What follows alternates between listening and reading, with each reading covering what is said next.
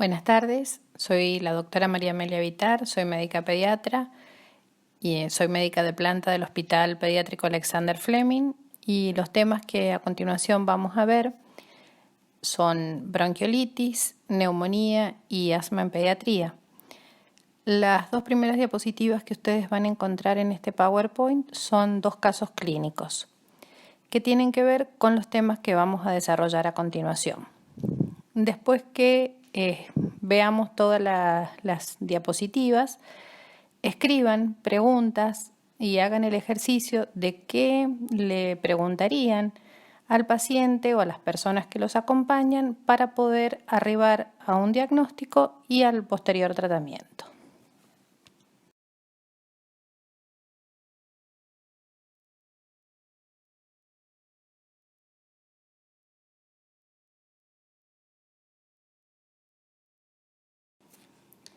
Bronquiolitis es el primero o segundo episodio de sibilancias en un niño menor de 2 años asociado a una infección viral, que es la inflamación aguda y difusa de la vía aérea inferior expresada por una obstrucción de esa pequeña vía aérea.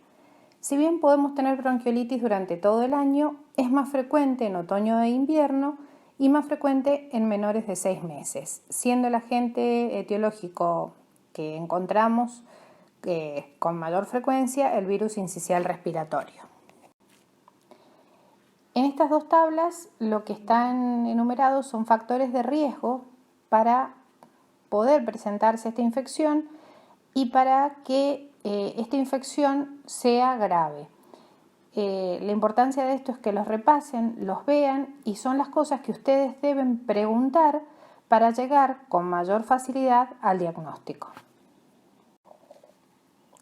Cuando el paciente llega, nos refiere que entre 1 o 2 días previos puede haber un catarro de vías aéreas superiores y viene a la consulta con tos, con fiebre, puede tener taquipnea, retracción intercostal, respiración prolongada.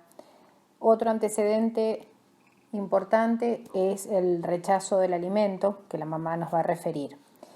Generalmente estos síntomas pueden durar entre 10 y 12 días y la recuperación clínica completa es alrededor de la segunda o tercera semana.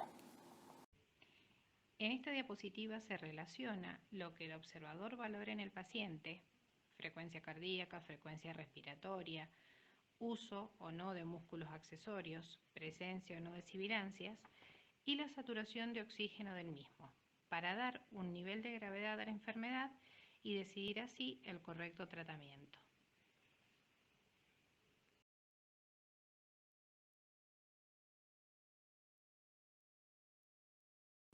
No hacemos de rutina exámenes complementarios. La radiología se pide si hay un agravamiento o si tenemos alguna duda diagnóstica, el hemograma, los gases en sangre y el virológico de secreciones si el paciente está internado.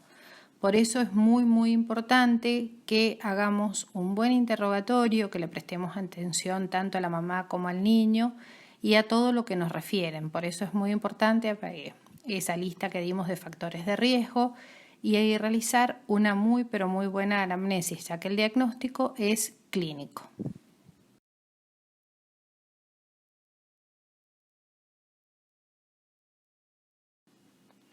Con respecto al tratamiento, podemos hacer oxigenoterapia cuando la saturación es inferior al 94%.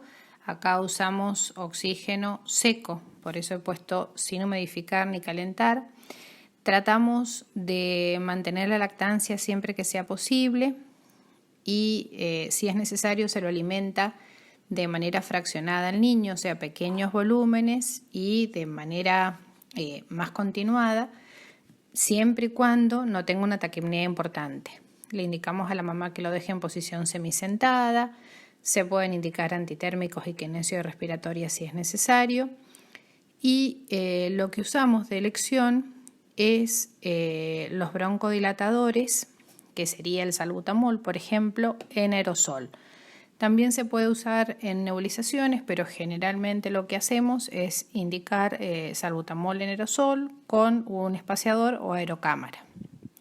Los corticoides no se utilizan y lo otro que también aquí he puesto es la nebulización con sueros salinos, que es una solución salina hipertónica al 3%, que la vamos a usar si tenemos un nebulizador o lo podemos hacer en el momento en que está ahí en la guardia con nosotros.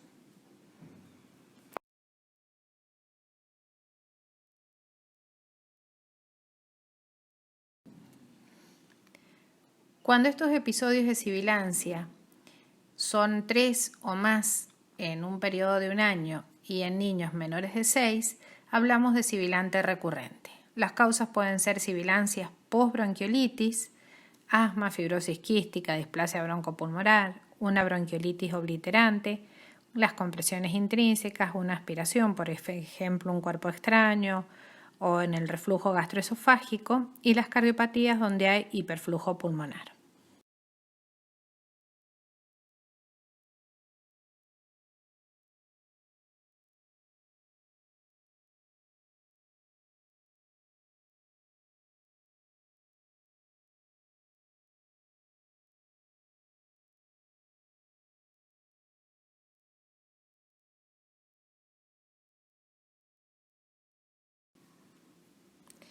Hablamos de neumonía cuando la infección aguda es del parénquima pulmonar, que generalmente se acompaña de un signo clínico de ocupación alveolar y un signo radiológico como es la opacidad única o múltiple sin pérdida de volumen.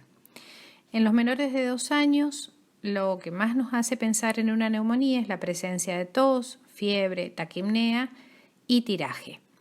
Nosotros hablamos de una neumonía adquirida en la comunidad cuando aparece antes del ingreso al hospital o dentro de las 48 horas posteriores al ingreso o después de 72 horas de dadas de alta.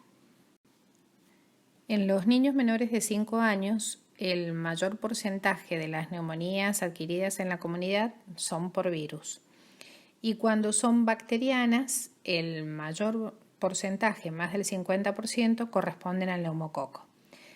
Lo importante de todo esto es que, hablando siempre de porcentajes, el 80% de estas neumonías, tanto las virales como las bacterianas, cuando son de la comunidad, son de manejo ambulatorio. La etiología de las mismas varía de acuerdo al grupo etario que nos encontremos. Acá en la tabla yo les he puesto si son recién nacidos, si están entre 1 y 3 meses los niños, o entre 4 meses a 4 años, o tienen más de 5 años. Acá tienen descritas las bacterias y los virus que son más frecuentes para cada grupo. Cuando hablamos del cuadro clínico es importante diferenciar si son lactantes o son niños más grandes. Generalmente en el lactante lo que vamos a tener es rechazo del alimento, se encuentran irritables, pueden tener quejido, dificultad para dormir, puede haber cianosis, tos, fiebre. Mientras que en los niños más grandes ya encontramos tos, taquipnea, dolor abdominal y a veces pueden referir también dolor a nivel torácico. Con respecto a la taquipnea, es muy importante que el paciente, para poder evaluarlo o para poder valorar esta taquipnea, lo encontremos sin fiebre y sin llorar. Desde el punto de vista de la clasificación, las neumonías se las puede clasificar en típicas y atípicas, aspirativas o complicadas.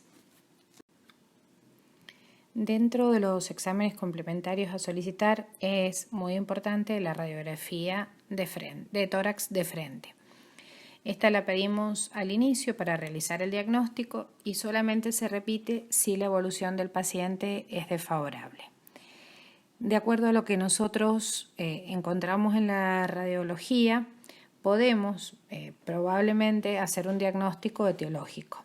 Si encontramos un infiltrado que es bilateral difuso, vamos a pensar en virus, en clamidia o en micoplasma.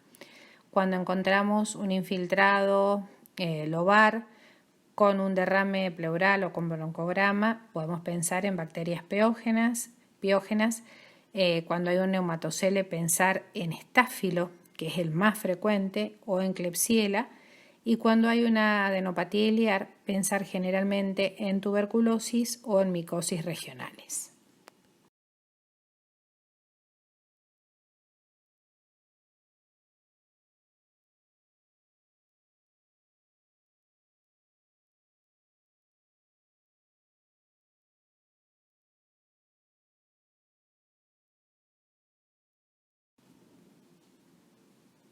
Para completar el diagnóstico podemos solicitar un hemograma, PCR y eritro. A veces también, si el paciente está internado, se le solicita hemocultivo y podemos hacer serología o pedir un virológico de secreciones. Aquí tienen algunos tips que son buenos recordar.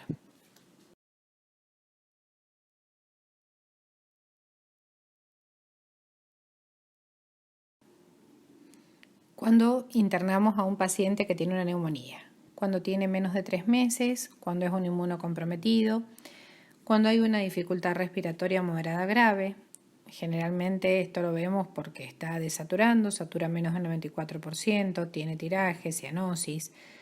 Cuando hay una insuficiencia respiratoria, esto lo hacemos a través de gases en sangre.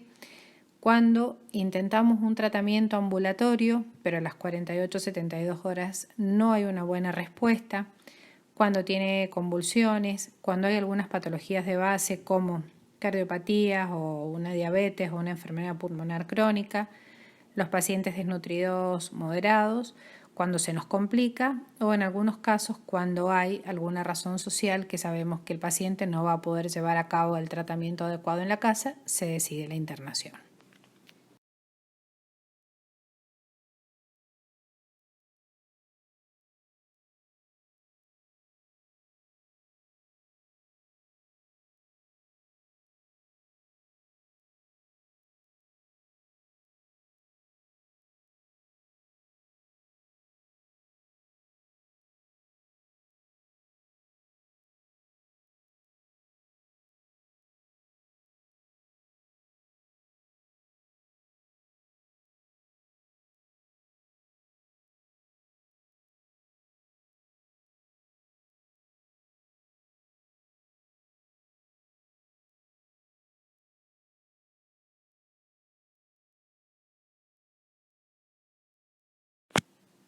El asma es una enfermedad frecuente que se caracteriza por la inflamación crónica de la vía aérea. Es grave, es controlable, pero no curable. Generalmente la definición o el diagnóstico se hace con los antecedentes de síntomas respiratorios asociados a la limitación variable del flujo aéreo expiratorio, reversible de manera espontánea o por acción de drogas broncodilatadoras. Es la enfermedad crónica más frecuente en la infancia y se la considera la principal causa de morbilidad pediátrica en relación a las enfermedades crónicas.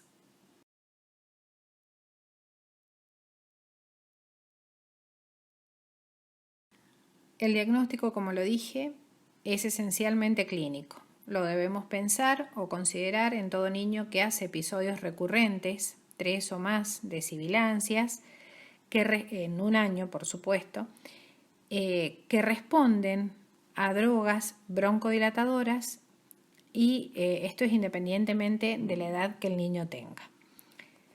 Los antecedentes personales son muy importantes. Es muy importante acá hacer un buen interrogatorio, preguntar historia de enfermedad en los padres, de atopías, historia familiar de asma o de alergias y tener en cuenta que estos síntomas generalmente se desencadenan o se empeoran cuando hay infecciones virales, alergenos, uso de tabaco en la familia, ante el ejercicio o ante algunas situaciones de estrés. Todo esto es algo muy importante que debemos interrogar para llegar así a un diagnóstico correcto y temprano de asma. Por eso nosotros hablamos del API, que es el índice predictor de asma. O sea que nosotros tenemos una forma de predecir el riesgo de este niño a padecer asma. Para esto nosotros tenemos criterios mayores y criterios menores. Los criterios mayores son el diagnóstico de asma en los padres o el diagnóstico médico de eczema en el niño antes de los 3 años. Y los criterios menores son el diagnóstico de rinitis alérgica antes de los 3 años, sibilancias, o sea, cuadros de sibilancia fuera de resfríos o de catarros comunes en niños menores de 3 años y una eosinofilia mayor al 4%.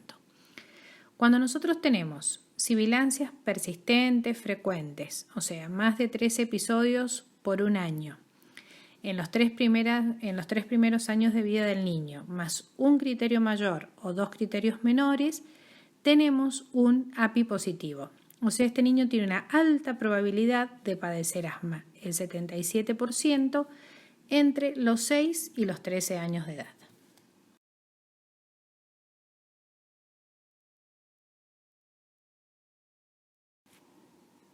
Teniendo en cuenta la presentación de los síntomas, las exacerbaciones y los valores que se obtienen en una espirometría, el asma se puede clasificar en intermitente, persistente leve, persistente moderada o persistente grave.